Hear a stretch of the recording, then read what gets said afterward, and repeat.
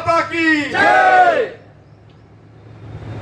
साथियों, सबसे पहले तो मैं आप सभी से माफी चाहूंगा क्योंकि जिस दिन भी मैं सोनीपत आने की सोचता था, सोनीपत आने से पहले कुलदीप भाई और बाकी टीम को पता होता था कि उसी दिन ऐसा कुछ मीटिंग का या कोई और ऐसा शेड्यूल हो जाता था कि मैं यहाँ पर आ नहीं पाता था।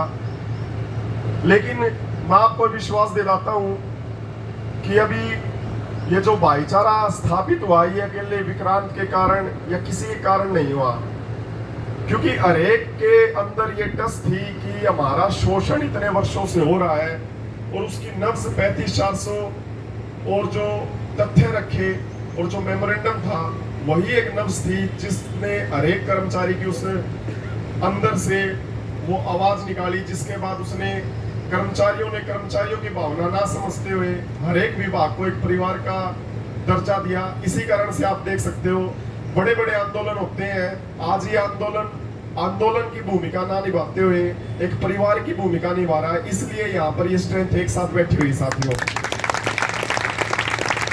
सबसे बड़ी कामयाबी हमने एक भाईचारे की स्थापित की है। उस भाईचारे की जो जात धर्म सब चीजों से ऊपर उठकर ये स्थापित हुआ है, ये सबसे बड़ी जीत है साथियों हमारी। और मैं आपको बताना चाहूंगा असली आंदोलन की शुरुआत तीसरी मीटिंग के बाद ही हुई है साथियों, क्योंकि सरकार ने वो रणनीतियां, वो शाम दंड भेद की जिस पर वो विश्वास करते हैं कि मीडिया के सामने मीटिंग के अंदर कुछ और बाहर कुछ और। क्योंकि हमारे सामने तो मीटिंग में सब चीजें उन्होंने ये बताई थी, क्योंकि पहली मीटिंग के अंदर जैसे पता है कि वो आकलन कर रहे थे कि क्या चीज है कि इनसे हमारा सामना हो रहा है, लेकिन वो ये भूल गए थे कि भाई इनके आंदोलन की जो मांग है वो एक मांग ना होकर एक तथ्यों पर आधारित एक ऐसी चीज है जिसका शोषण हर एक कर्मचारी ने पीछे देखा है, अभी देखने लग रहा है और आगे देखेगा। इसलिए वो उन्होंने भूल कर दी कि भूल कर दी ओएसडी महोदय ने कि मैं इनके सामने स्वादपूर्ण वातावरण, कोई दंडात्मक कार्रवाई नहीं होगी, कोई अनुशासनात्मक कार्रवाई नहीं होगी। इस प्रकार से कर्मचारियों को हमको सभी को भरोसा देते रहे और बाद में उन्होंने सोचा कि 21-700 का गेम खेलने के बाद मैं इनके हौसले तोड़ देता हूँ, क्योंकि सरकार की नीति होती है कि समय को जितना निकाले ताकि कर्मचारी के हौसले टूटते रहें। सभी समझते हैं इस बात को कि हमारा डिपेंडेंसी किस पर, हमारे वेतन के ऊपर डिपेंडेंसी है और हर एक परिवार की डिपेंडेंसी उसके वेतन पर होती है। लेकिन वो नीति और उसके बाद एक दूसरी नीति जो उन्होंने अपनाई कि जनता के सामने गलत तथ्य अपने न्यूज़पेपर के माध्यम से पेश किए, सबसे बड़ी गलती उनकी वहीं पर हुई, जिसके बाद हमने ये समझना शुरू कर दिया कि सरकार हमें हमारा हक देने की बजाय जनता को हमारे खिलाफ करना शुरू कर रही है। और उसी के तुरंत बाद हमने अगले दिन कुरुक्षेत्र के अंदर प्रेस कॉन्फ्रेंस कर वो सारे तथ्य जनता के सामने रखे और जनता भी हमारे पक्ष में आ गई साथियों।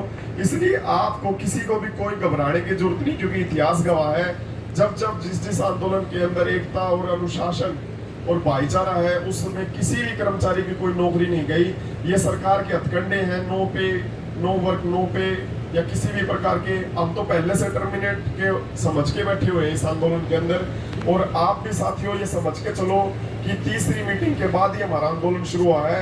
मैं आपको पूरा विश्वास दिलाता हूँ जिस दिन से उन्होंने ये चीजें शुरू करी थी तीसरी मीटिंग के बाद, उस दिन से हमारी संख्या और ज्यादा वृद्धि हुई है साथियों। और ये आप देख ही सकते हैं पंडाल के अंदर।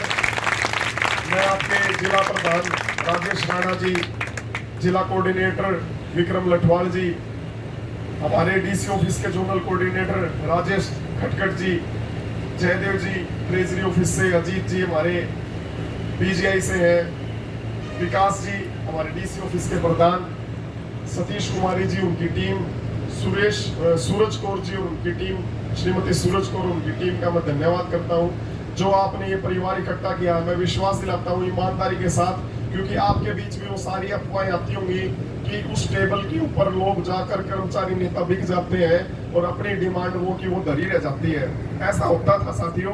मैं अभी भी आपके सामने कह रहा हूँ, कोई भी संगठन बुरा नहीं होता साथियों, चाहे कोई भी संगठन हो, मैं किसी संगठन का नाम नहीं ले रहा, लेकिन कभी कभी क्या होता है परिस्थितियां ऐसी हो जाती हैं उन नेताओं को विचलित कर देती हैं। इसलिए हमने किसी भी संगठन की कोई बुराई नहीं कर रहे साथियों, हमने सिर्फ एक लिपि की और कर्मचारी की, क्योंकि कर्मचारी हर एक संगठन से जुड़ा होता है। ऐसा नहीं है कि भाई हमारी डिमांड पूरी होने के बाद उस संगठन के कर्मचारी को उस चीज का फायदा नहीं मिलेगा, वो सबको फायदा मिलेगा।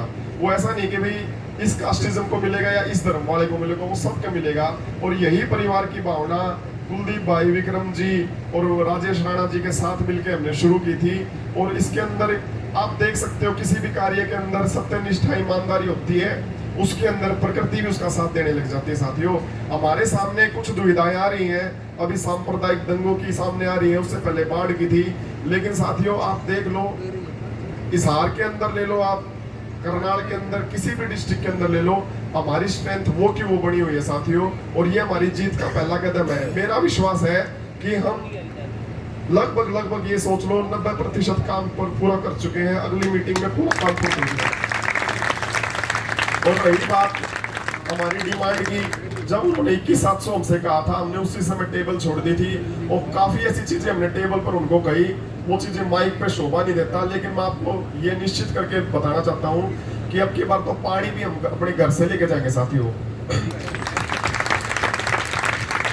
और इस भाईचारे को आप सभी साथी बनाए रखें, इसी प्रकार से बनाए रखें, क्योंकि मैं ऐसे कोई शब्द नहीं कहूंगा जिससे आपके रोंगटे खड़े हो जाए यार आप वो चीज करते हैं। सबसे बड़ी मजबूती हमारी यही है कि इस पंडाल के अंदर हम बैठे हुए हैं। इस पंडाल के अंदर जब तक अनुशासन, एकता के साथ बैठे रहेंगे, ना सरकार ऐसा कोई मौका ढूंढ पाएगी कि भाई इन्हें किस प्रकार से हम खदेड़ दें, इन पर कोई आरोप लगा दें। ये अपनी नीतियां अपनाएंगे 140 की, 144 धारा की, बाकी चीजें। लेकिन मैंने सरकार को मीडिया के माध्यम से भी ये कहा था, ये आंदोलन नहीं है। मैंने ओएसडी मोदी को भी पर्सनल कहा था, मैं जी आंदोलन नहीं है, ये भावना बन चुकी है। आप इस पे किसी भी प्रकार की राजनीति करने की कोशिश मत करना, वरना ये सारी चीजें उल्टी पड़ जाएंगी। वहां से वो विश्वासघात शुरू हो गया था हमारे साथ। लेकिन मैं अभी फिर भी कह रहा हूँ कि ये आंदोलन एक अपनी जायज मांग के लिए लड़ रहा है। जब आप ये कह रहे हो कि भी ये डायरी डिस्पैच रिकॉर्ड कीपर है, तो और आप हमारे आरसी के और जितने भी आपने पासवर्ड वगैरह चेंज कर दिए, तो ऐसी क्या नौबत आई कि क्लास 1 ऑफिसर को वो काम करना पड़ रहा है? क्या ये जनता के सामने तथ्य सामने नहीं आ रहे कि तहसीलदार को क्लर्क का काम करना पड़ रहा है? क्या जनता को महसूस नहीं हो रहा कि भाई तहसीलदार को ही वो काम क्यों करना पड़ रहा है जो क्लर्क करता है? आज जनता के सामने सच्चाई अपने आप आने लग रही है साथियों। एक डायरी डिस्पैच रिकॉर्ड कीपर कोई 3,000 करोड़ का नुकसान नहीं करवा सकता। ये जो रख रहे हैं तथ्य सामने के इतने करोड़ का नुकसान हो गया, ये चीजें होगी, वो वहां पर एक बात की जीत मैं आपको बता देता हूँ, एक बात मैं आपको बता देता हूँ, वो आपकी डिमांड को नकार नहीं रहे कि भाई नाजायज डिमांड है। ये साथियों कितनी बड़ी बात है कि उस डिमांड को जायज मान रहे, लेकिन अपने बजट का रोड़ा और कर्मचारियों को देनी पड़ जाएगी, उसको देनी पड़ जाएगी, इसी जो करने हुए हैं। उनकी नीति है कि भाई 21,700 बोलने के बाद देखते हैं क्या रिएक्शन रहता है। लेकिन साथियों मैं आपको विश्वास दिलाता हूँ, ईमानदारी के साथ सारी की सारी टीम, जो भी आपने अपनी टीम बना रखी है, वो वहां पर आपके जायज हक के लिए खड़ी है। आपका कोई भी बलिदान गवाया नहीं जाएगा साथियों। और मैं आपसे वचन देता हूं कि जो भी होगा ईमानदारी के साथ आपके समक्ष होगा।